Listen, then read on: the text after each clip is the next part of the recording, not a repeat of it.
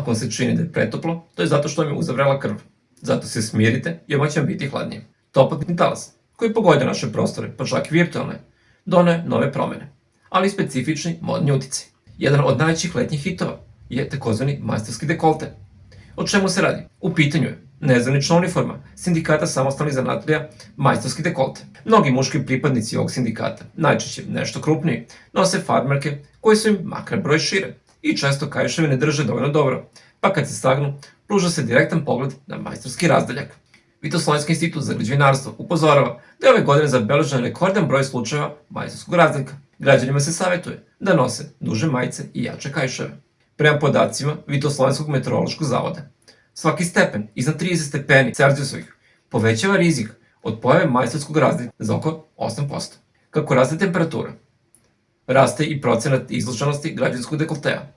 Građanima se savjetuje da izbegavaju nagle poglede prema majstorima koji rade u čučićem položaju, jer i majstori su ljudi. Sindikat majstorski dekolte upozorio je da predstojeći toplotni talas predstavlja ozbiljnu pretnju dostojanstvu građevinskih radnika.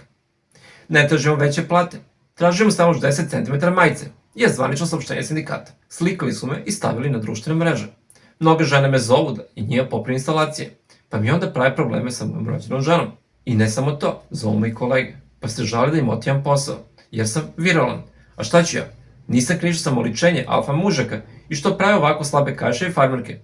Izjavio vodoinstalater Sima Mitić. Predstavnici tekstilne industrije rekli su da će se uhvatiti u koštac sa ovim gorućim problemom i pokušati da ga reše na najbolji mogući način. Neko od revolucionarnih rešenja će biti duže majice, farmerke s odgovarajućim brojima, kaiševi od prave kože, ali i uvođenje kombinezona tregeruša kao obavezne uniforme jer oni najviše pokrivaju.